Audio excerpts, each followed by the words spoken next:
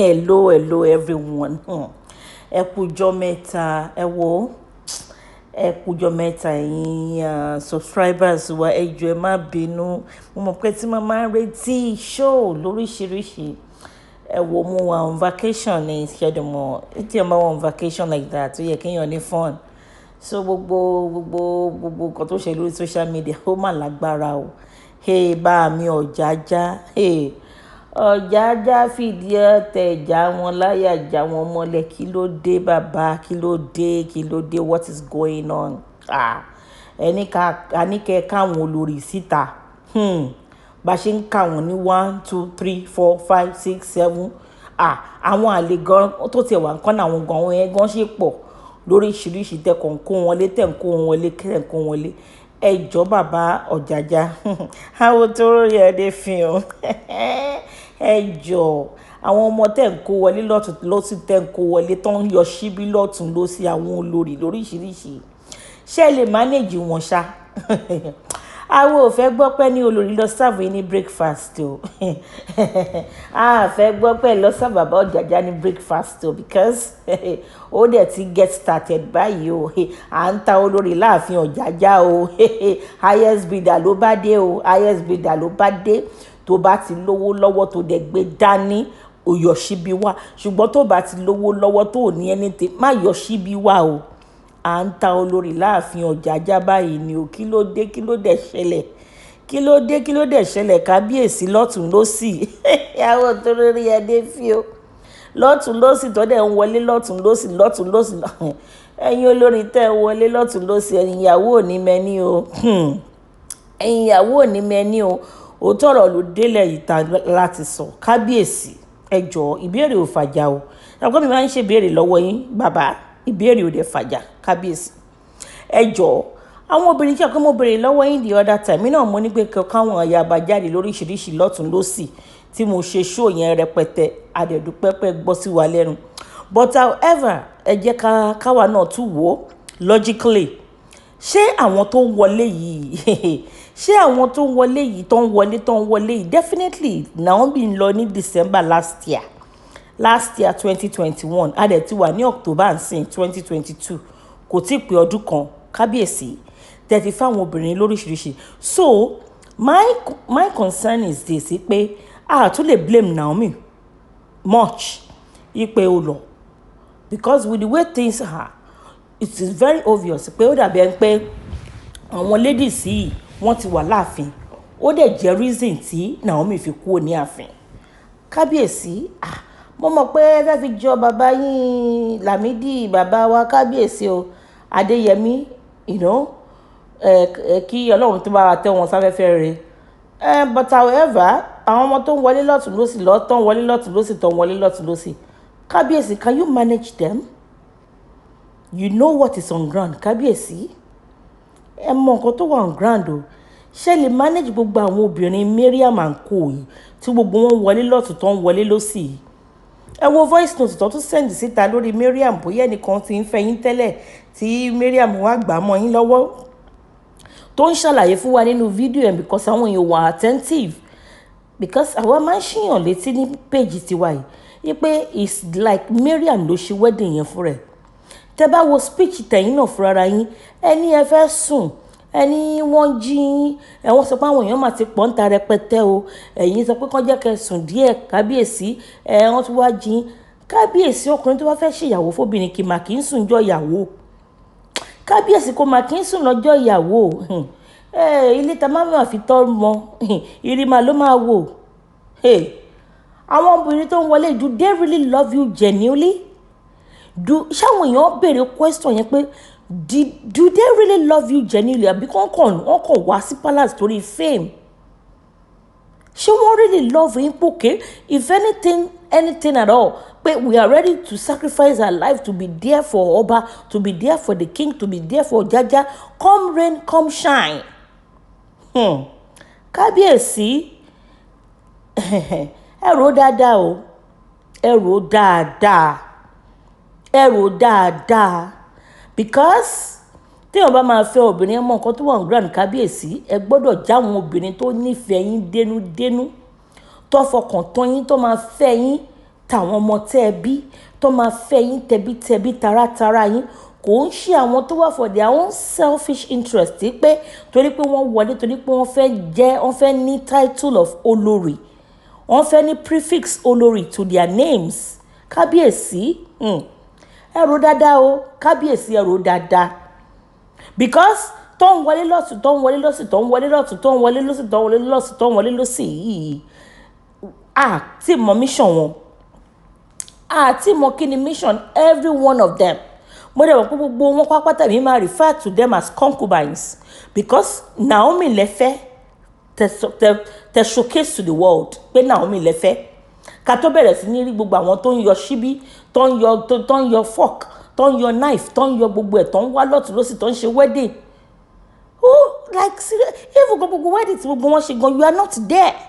Mariam gan tẹ́ bá wọnú speech yín ẹ̀yin gan láti máa sọ fún ẹ̀ ń sọ̀rọ̀ nínú speech yín now ẹni péjì tó jà pé ivu gan ẹ sá fún gbogbo kìíní tó ẹ sá fún kìíní abẹ́ tó títí ivu gan wọn láti wá jí yín ni pé àwọn èèyàn ti wà níta àwọn èèyàn ti wà ní hall fẹ́ kọjá kẹsùn because you are tired so obviously Mariam ló ṣe wedding fún ẹ with the support of her sisters and her family. Likewise àwọn tó kù tí wọ́n gbé staff of office yín tí wọ́n gbé sẹ́gbẹ̀ẹ́ wọn tó fi ń ṣe ìyàwó tí wọ́n ya fọ́tò pẹ̀lú staff of office like seriously ẹ fẹ́ kábíyèsí ò bá yín ya fọ́tò Mariam nìkan ni kábíyèsí bá ya fọ́tò now on the wedding day kí ló ń ṣe gbogbo ẹ̀yin obìnrin yìí gan-an gbogbo kí ni where is your dignity where is your dignity nítorí pé ẹ fẹ́ jó lórí láàfin ẹ fẹ́ jẹ́ kí náà tí ń pè láàfin I don't get it ẹ dẹ̀ mọ̀ pọ́ bàtẹ́ lọ fẹ́ controversial king ni and same you know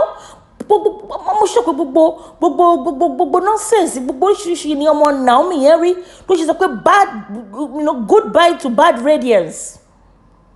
lọmọ yẹn ṣe fi ààfin sílẹ̀ ọmọ yẹn jápa tọmọtọmọ ni mẹ́ẹ́. Naomi japa tọmọtọmọ ni being a prophetess Mariam báwo ló fẹ́ ṣe wọn tó ń fẹ́ lé ẹ kábíyèsí tó fẹ́ títí wọn tó fẹ́ ya over 50 years old kábíyèsí kí ló ṣẹlẹ̀ gangan náà what is going on ṣé machine gun yín náà ló le tó yẹn ni wọ́n dẹ̀ sọ pé ẹ̀ tí dúró you are still ongoing Mariam can you bear this burden can you stand the heat. Can you stand the heat? Mariam rò dáadáa. Ẹ̀yin olórí tó bá dẹ̀ kù lọ́nà tẹ́sọ pé ẹ fẹ́ wọlé ẹ rò dáadáa kẹ́ tó wọ̀ ẹ má lọ serve kábíyèsí ní breakfast lórí internet o. Any one of them bá lọ serve kábíyèsí ní breakfast. I'm a drag in like anything. I drag in like anything. Kí ló dé náà? Kí lẹ wá kiri? Kí lẹ̀yin ọmọbìnrin yìí wá kiri? Kábíyèsí wọ́n ní debt tó fẹ́ cover he has a lot of things at stake to take care of ẹ̀dùn ọ̀nà báwo ni kábíyèsí fẹ́ rotate oorun láàrin gbogbo yín náà mò ń gbẹ́bẹ̀rẹ̀ lọ́wọ́ yín ni o we have 7 days in a week kábíyèsí Ọ̀jájá ó dẹ̀ máa attend to all kind of palace functions torí a ti sọ palace sí ó ti di carnival center báyìí sìn a fi Ọ̀jájá carnival center ní báyìí sìn party after party ní party after party la fi Ọ̀jájá kò sí anything mọ́ party after party ní kí ló ṣẹlẹ̀ gan-an what is going on tó jẹ́ pé gbogbo yín kàn yọ síbí ẹ̀yin yọ spoon ẹ̀yin lè lọ sọ́tún ẹ̀ lọ sókè kí ló ṣẹlẹ̀ gan-an báwo ni kábíyèsí ṣe fẹ́ satisfy gbogbo yín sexually ṣe fẹ́ máa yan àlè mọ́ kábíyèsí lára nítorí kò tí yé mi ṣé ẹ̀ mú ọba tẹ́lẹ̀ fẹ́ ní onírìṣà ta ló tó bẹ́ẹ̀ nínú yín kó lọ yan àlè gbogbo yín kẹ̀dẹ̀rẹ̀ ilẹ̀ young yàtọ̀ sí Adémilúyì over 50 yẹ oní menopause no ẹ sọ fún mi no you tell me and she's an old friend of kábíyèsí tún gbé wọlé báà lẹ́yìn tó pé ìṣe fẹ́ ṣe náà 7 days in a week la ní báà lẹ́yìn ṣe fẹ́ ṣe roster kábíyèsí ti di number 5 báyìí àbí kábíyèsí dẹ̀ ṣe ń lọ ṣé ọjọ́ kan fún 1 person ẹ fẹ́ pa kábíyèsí ni ṣe fẹ́ polódì kábíyèsí ni nígbà tí kábíyèsí bá ṣe gbogbo function látàárọ̀ dalẹ́ o wọ́n wá sí yàrá Mariam wọ́n á tún kúrò ní yàrá ẹ̀ wọ́n á lọ sí yàrá Tóbi wọ́n á kúrò níbẹ̀ wọ́n á lọ sí tọ̀dọ̀ Ashley wọ́n á kúrò síbẹ̀ Elizabeth Adémilúyì gbogbo yín àǹkó wọ́n wá rotate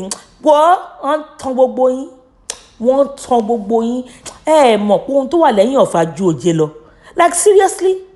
kábíyèsí wọ́n máa fún òòṣà lóúnjẹ kábíyèsí wọ́n máa gba ààwẹ̀ kábíyèsí wọ́n máa ṣẹbọ kábíyèsí wọ́n máa borìṣà bẹ́ẹ̀ gbogbo yín á fẹ́ ṣe sí kábíyèsí á fẹ́ kárí yín mo fẹ́ mọ̀ ẹ mọ̀ pé mo ti sọ fún yín ní gbogbo láṣọ mi mo ní gbogbo yín ẹ lọ mú kábíyèsí lápá yìí tó bá mú kábíyèsí lápá kó mú orí ẹsẹ̀ àtàpá IVF ló lè ṣe ọ̀rọ̀ gbogbo yín tẹ́ bá fẹ́ bímọ tẹ́ bá tí bàbá kábíyèsí bá ti ń shoot out kẹ́ máa gbá kínní bàbá kẹ́ lọ fi ṣe IVF if not gbogbo yín ẹ pẹ́ tọ́pẹ́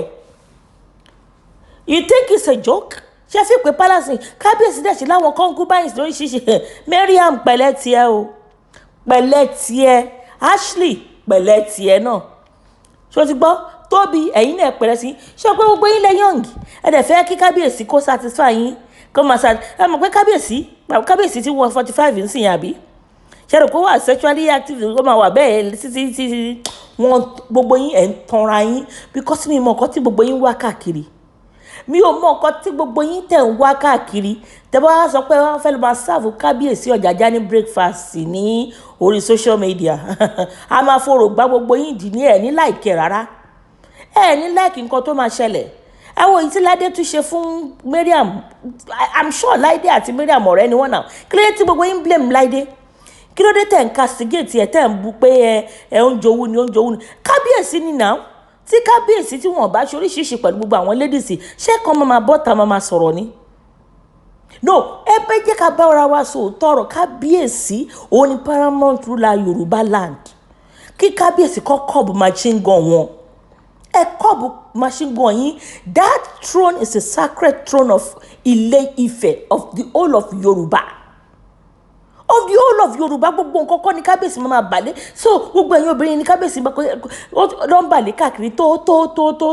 àti ìmọ̀ ẹ̀ tó tún wà nǹkan náà kí ló ń ṣẹlẹ̀ gangan náà what is going on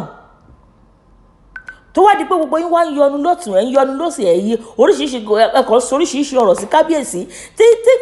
ẹṣẹ́ òǹdédé ṣe ẹ má bú Láìdé tó sọ̀rọ̀ nípa Mariam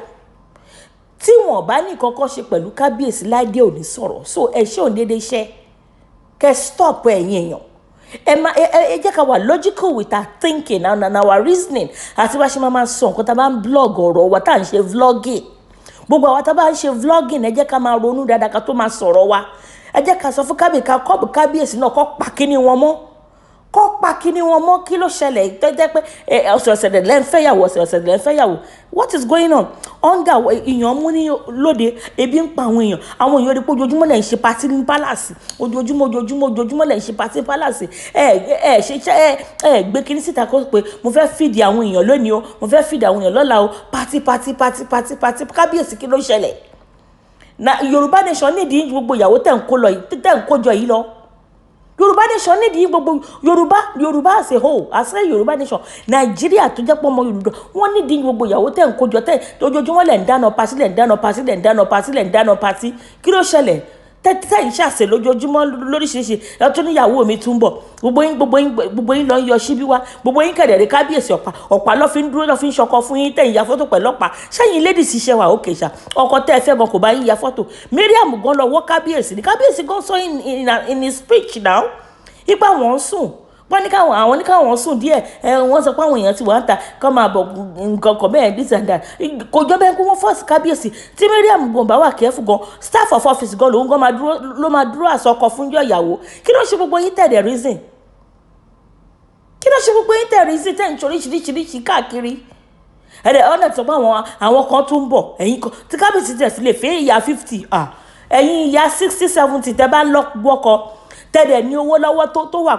tó wà pa tẹ́wàá ń lo ìbò káàkiri ẹjọ́ ẹ bá mi apply sáfihàn fi Ifẹ̀ wọ́n ń ta olórí láàfin tó ń gbóná lẹ́lẹ́pẹ́ ẹ send application yín bàbá mi Ọ̀jájá ó máa approve ẹ̀ fún gbogbo yín lẹ́sẹ̀kẹsẹ̀ ni torí pé kí ni bàbá Ọ̀jájá ó ń ra olórí ń sìn ni ó bá sì lówó kó wá jọ olórí ni tẹ́gbẹ́ bẹ́ẹ̀ lọ ṣe ń tò kí ló dé ẹ̀yin sisters bàbá Ọ̀jájá ṣojú òdi ẹ̀ tí gbogbo yín ni ẹ wá ń gbégèlè bẹ ṣe ń gbégèlè lọ́sẹ̀ yìí ẹ tún gbégèlè lọ́sẹ̀ tó ń bọ̀ ẹ tún gbé ẹ̀yin mẹ́ta ẹ tún gbégèlè lọ́sẹ̀ tó dún ẹ tún gbogbo yín lẹ̀ ń gbégèlè lẹ̀ ń gbégèlè kí ló ṣẹlẹ̀ gangan kí lẹ̀ ń bá ká no kí lẹ̀ ń bá ká enough is enough now ṣé ìyàwó lọ̀rọ̀ Nàìjíríà kàn sí ṣé ìyàwó ni ọ̀rọ̀ Nàìjíríà kàn sí kábíyèsí tẹ́tẹ́ ìṣàtúnṣe lórí gbogbo àwọn tó wà nílẹ̀ tó yẹ pé wọ́n ebi ń pa àwọn èèyàn mú lóde wọ́n nídìí owó wọ́n ní láti lọ sí skul ẹ wá ń gbé àti ẹ̀dúpẹ́ pé ẹ bá wa gbé Bímpé jáde apariwo páàrí Bímpé o pé ẹgbẹ́ Bímpé Ògúnwùsì jáde àfáínàlì àṣàrí Bímpé ti jáde báyìí sí o Bímpé o ṣe ta jáde àti rójú ẹ̀ pé o ti jáde o ta pariwo páàrí Bímpé ẹ ti bá gbé Bímpé jáde o ṣùgbọ́n yìí sisters àti Fọláṣadé ṣé kò yẹ kẹ́ bẹ́ àbúrò yín sọ̀rọ̀ tí gbogbo yín gbégèlè lọ́sẹ̀ lẹ́ ń gbégèlè kí ló ṣẹlẹ̀ gan-an kò ìyàwó gan-an ò tiẹ̀ níyì mọ́ tó bá ti tan YouTube báyìí ẹni ọ̀fífẹ́ ìsímárì yìí ni ẹni ọ̀fífẹ́ ìsímárì yìí ni kí ló ṣẹlẹ̀ gan-an kí ló ṣẹlẹ̀ kábíyèsí ẹ̀dẹ̀ jẹ́jẹ́ kábíyèsí ẹ̀dẹ̀ jẹ́jẹ́ ìyàn múlòdè Nàìjíríà kan gógógógógógógó àwọn èèyàn nídìí help wọ́n nídìí oore wọ́n nídìí oúnjẹ ọ̀rọ̀ ìyàwó kọ́ ló kàn tẹ̀dẹ̀ ń fẹ́ wọn wọlé tẹ̀ ń fẹ́ wọn wọlé bẹ́ẹ̀ pé ẹ lé wọn sórí tébù anyway highest bidder ni ló wọlé Mariam pẹ̀lẹ́ tiẹ̀ o Naomi ọlọ́run aṣọ̀nù ẹ rí rere o ṣé nǹkan tó wọn lọ́mọ máa forí kó náà ní ata èjì ẹ wá tóbìnrin lé lẹ́yìn àbí ìyẹn náà dá kábíyèsí kò sí wàhálà ẹ̀yin èèyàn mi there's a lot of topics that máa treat o akọ̀tún ní ká gbélé wa just kakọ̀ fi sọ fún yín pé gbogbo nǹkan tó ṣẹlẹ̀ social media à ń bọ̀ àtúntẹ̀ lẹ́yọ kọ̀ọ̀kan pátápátá so that a lè sọ̀rọ̀ lórí gbogbo àwọn trending issues tó ń lọ lóríṣiríṣi màá sọ̀rọ̀ lórí ẹ̀ so that a lè ṣera wa létí kò àárín jù báyìí lọ ẹ̀yin èèyàn mi ò mú ní pé kí n bọ́ síta because emails ti pọ̀ jù ipe ká sọ lórí nǹkan tó ń ṣẹlẹ̀ àti gbogbo situation tó ń ṣẹlẹ̀ lọ́wọ́lọ́wọ́ lórí Facebook lórí Àjọkẹ́ à ń bọ̀ lórí ìyẹn náà gbogbo emails tẹ̀yìn èèyàn sẹ́ni sí gbogbo ẹ̀ ni mo rí àti text message gbogbo ẹ̀ ni mo rí mò ń bọ̀ ẹ ṣé gan o kábíyèsí àti máa rí yín bá o.